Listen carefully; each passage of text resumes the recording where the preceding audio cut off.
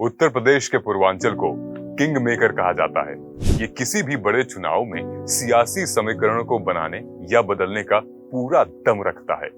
लेकिन पूर्वांचल का नाम सुनते ही हम सभी के जहन में जो तस्वीर उभर कर आती है वो शायद रोंगटे खड़े कर देने वाली होती है। पूर्वांचल हवाओं में बहती है दहशत और नेताजी के सफेद लिबास के ओट में पनपती आतंक की बेखौफ परछाई।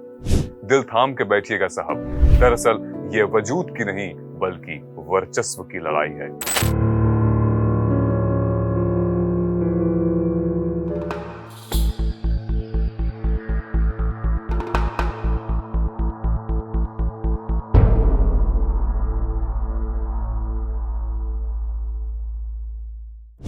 लगता है आसमां को पानी की बूंदें नहीं, खून की बरसात ही रास आई है।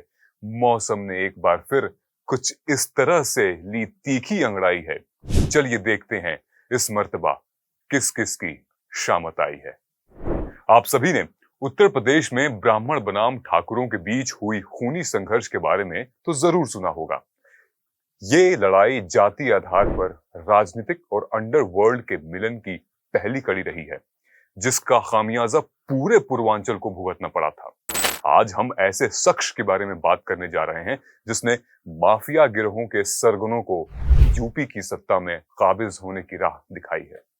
ये शख्स कोई और नहीं बल्कि सत्ता और वर्चस्व की चाह में बाहुबली से नेता बने हरिशंकर तिवारी हैं।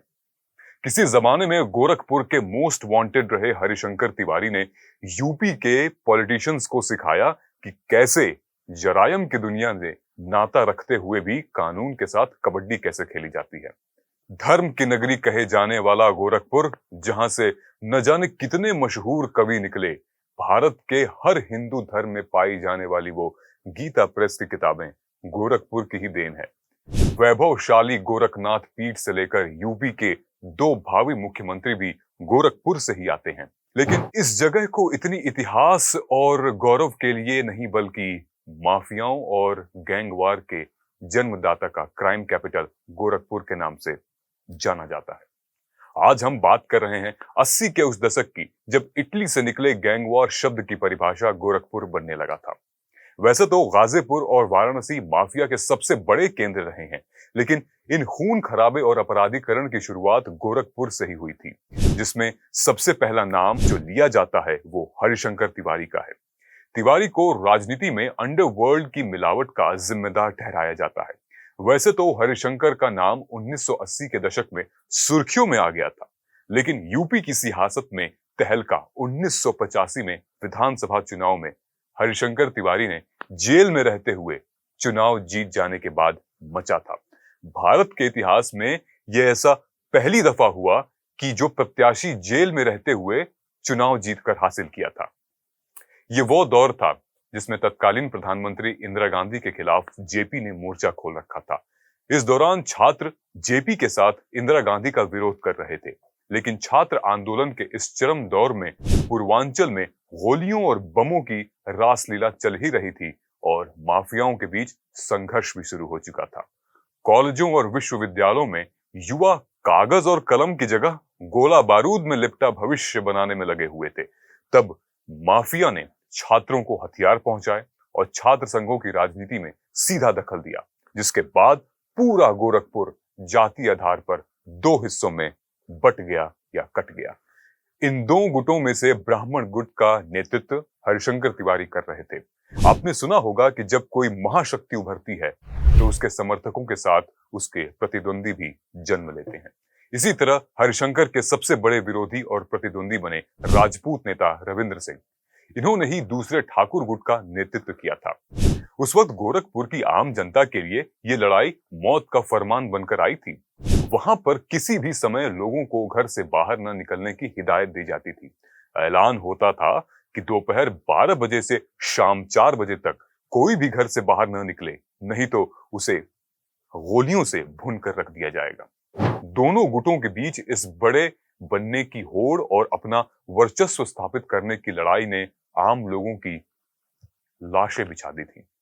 दोनों के बीच यह संघर्ष की लड़ाई अपनी अपनी जाति को ऊंचा और ताकतवर दिखाने की थी। यूं कहें कि मूंछ की लड़ाई बन गई थी। ये दो ऐसी सोच के बीज थे जो संघर्ष या खुद को अपनी जाति को झुकना नहीं देना चाहते थे। लाशों के अंबार पर से होकर ये गुट लगातार राजनीति की सीढ़ियां चढ़ रहे थे। इसी बीच रविंद्र सिंह की मुलाकात वीरेंद्र प्रताप शाही से हुई थी, जिन्होंने आगे चलकर ठाकुरों की गुट का पूरी मजबूती से नेतृत्व किया। बता दें, ये हरिशंकर तिवारी पर खून, किडनैपिंग, रंगदारी जैसे जितने भी आरोप लगे थे ना, इनमें से एक भी साबित नहीं हो सका था। हरिशंकर तिवारी अंडरवर्ल्ड की दुनिया के बहुत बड़े नामों में से एक रहे। इसके बावजूद उन्हें कभी भी अपने कुछ उसूल नहीं छोड़े। जैसे कि हरिशंकर तिवारी बहुत गलत काम किए, लेकिन कभी किसी महिला के साथ बदसलूकी, शराब पीना या जुआ खेलने जैसी चीजों से दूरी बनाकर रखे। तिवारी ने प्रभावशाली ब्राह्मण उम्मीदवारों के लिए कई चुनावों में प्रचार करते हुए प्रसिद्धि प्राप्त की थी। यही वो समय था जब तिवारी उच्च जाति के जमींदारों की नजरों में आने लगे थे। अब क्योंकि वो मंत्रियों और आम जनता के बीच में बिचौलिए थे, इसलिए हर कोई हरिशंकर तिवारी की सहायता लेता था। कई लोगों का मानना था कि कॉलेजों और विश्वविद्यालयों में अपराधीकरण के जिम्मेदार हरिशंकर तिवारी ही हैं, जिनकी वजह से कई बड़े अपराधियों ने जन्म लिया। इन्हीं में से एक नाम श्री प्रकाश शुक्ला का था। हरिशंकर तिवारी ताकतवर होने के साथ ही बहुत ही शातिर किस्म के इंसान भी हैं। उन्होंने अपने गैंग को बढ़ाने के लिए जो तरीका आजमाया था, वो पूर्वांचल के युवाओं को बड़ा पसंद आया, अंदाज बड़ा अच्छा लगने लगा। लेकिन हरिशंकर तिवारी ने कभी भी इस मामले में फ्रंट फुट पर आकर नहीं खेला। इसके बाद भी 1980 के दशक में हरिशंकर तिवारी पर गोरखपुर जिले के 26 अलग अलग तरह के मामले दर्ज हुए। बता दें, ये वो वक्त था जब गैंगस्टर बनने के लिए यही पैमाना रखा जाता था, जिसके जितने बड़े कांड और जितने सारे केस अंडरवर्ल्ड के दुनिया में, उसका उतना बड़ा ही नाम, उतना बड़ा ही बोलबाला। इसके बाद 30 अगस्त 1979 में रविंद्र सिंह की गोली मारकर हत्या कर दी गई।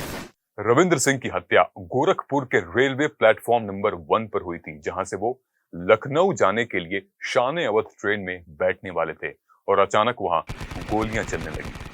फिर रविंद्र सिंह में सुरक्षाकर्मी और हमलावरों के बीच हुई लड़ाई में एक आम लड़का भी मारा गया और एक हमलावर घायल भी हो गया था, जबकि बाकी के लोग जीप में बैठकर फरार हो गए थे।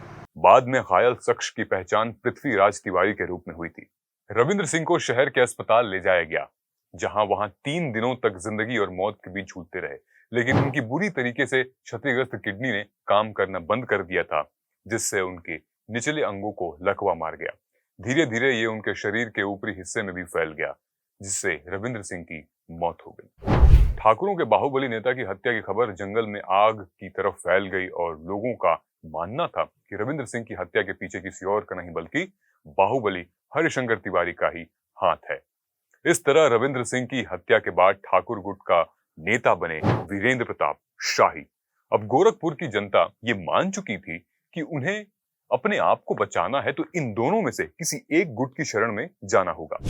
कानून व्यवस्था पूरी तरीके से घुटने टेक चुकी थी। वीरेंद्र शाही महाराजगंज में और हरिशंकर गोरखपुर में अपना दरबार सजाते थे। हरिशंकर को अब अंडरवर्ल्ड के साथ ही राजनीति में भी अपना नाम बनाना था, इसलिए 1985 में तिवारी ने चीलूपुर सीट से निर्दलीय चुनाव लड़ा। उनके समर्थकों ने उनके जोर शोरों से प्रचार किया, जिसका नतीजा ये हुआ कि हरिशंकर ने कांग्रेस के प्रतिद्वंदी मार्कंडेय चंद को 21,500 वोट से हरा दिया था। ये वही समय था जब देश में पहली बार कोई प्रत्याशी सलाखों के पीछे रहते हुए चुनाव जीता था। यहां से हरिशंकर तिवारी की शक्ति में इजाफा हुआ और गोरखपुर के वीर बहादुर सिंह ने मुख्यमंत्री पद का कार्यभार संभाला। उन्होंने माफियाओं को कंट्रोल में लाने के लिए गुंडा एक्ट तक बनाया था। तिवारी के साथ ही अब वीरेंद्र शाही भी लक्ष्मीपुर सीट से विधायक बने थे, जिसके बाद दोनों ने अपने आपराधिक कांड को अंजाम देने के लिए मोहरों का इस्तेमाल करना शुरू कर दिया था। लोगों का मानना है कि हरिशंकर तिवारी धन, बाहुबल और हथियारों के जरिए अपराध को संरक्षण देते थे। उन्होंने हमेशा अपने गलत कामों के लिए मोहरों का इस्तेमाल किया। इन्हीं में एक बड़ा मोहरा था श्री प्रकाश शुक्ला। कहा जाता है कि किसी ने श्री प्रकाश शुक्ला की बहन के साथ छेड़खानी कर दी थी, जिसका पता चलने के बाद श्री प्रकाश ने उस शख्स को मौत के घाट उतार दिया था। इसी के बाद के मामले में तूल पकड़ा और हरिशंकर ने श्री प्रकाश को बैंकॉक भेज दिया था। मामला ठंडा होने के बाद भी श्री प्रकाश वापस लौटा और अंडरवर्ल्ड की ऊंचाइयों छूने के जुनून में उसने बिहार के सबसे बड़े बाहुबली सूरजभान से हाथ मिला लिया। श्री प्रकाश का यह कदम हरिशंकर को बिल्कुल रास नहीं आया, लेकिन बाहुबली के साथ मिलने के बाद श्री प्रकाश ने कुछ ऐसा कर दिया जो हरिशंकर कभी नहीं कर पाए थे। दरअसल श्री प्रकाश ने राजपूत नेता वीरेंद्र प्रताप शाही की लखनऊ में सरेआम हत्या कर दी थी। हत्या भले ही श्री प्रकाश ने की, लेकिन माफियाओं की दुनिया में हरिशंकर तिवारी का कद और बढ़ गया था, क्योंकि सब जानते थे कि श्री प्रकाश उनका गुर्गा है। वीरेंद्र प्रताप शाही की हत्या के बाद तो मानो पूर्वांचल में अपराध जगत में हरिशंकर तिवारी का नाम सबसे बड़ा हो गया था। इस हत्याकांड के साथ ही पूर्वांचल में राजपूत बनाम ब्राह्मण का एक नया संघर्ष भी शुरू हो गया, जिसके केंद्र में हरिशंकर तिवारी रहे। हालांकि उन्होंने अपने शातिर दिमाग का इस्तेमाल किया, हर पार्टी के चहेते बने रहे और सत्ता में लंबे समय तक काबिज भी रहे। एक समय में हरिशंकर तिवारी गोरखपुर में अपनी पढ़ाई पूरी करने के लिए एक किराए के छोटे से कमरे में रहते थे, लेकिन अब तिवारी जी के पास नाम, दौलत और शोहरत सब कुछ है। अब वो अपने महल जैसे घर में, जिसका नाम उन्होंने हाता रखा है, वहीं रहते हैं। बता दें कि हरिशंकर तिवारी हर पार्टी के सत्ता में रहे हुए हैं, लेकिन 2007 से उनका सत्ता का सूरज अस्त हो गया था। दरअसल बसपा के चुनाव लड़ रहे पूर्व पत्रकार राजेश त्रिपाठी ने हरिशंकर को 6,933 वोटों से हरा दिया था, जिसके बाद बाहुबली हरिशंकर तिवारी ने चुनाव लड़ना बंद कर दिया। अब उनकी सियासी विरासत को उनके छोटे बेटे विनय शंकर तिवारी आगे बढ़ाने में लगे हुए हैं। उम्मीद करते हैं कि आपको यूपी के राजनीतिक और सियासी अपराधीकरण का ये जो किस्सा था बेहद पसंद आया होगा। अभी बहुत सी ऐसी कहानी है जो मुझे आपको सुनानी है। प्लीज जुड़े रहिएगा ब्लू सॉल्ट मीडिया से। नमस्कार, जय हिंद, जय भारत।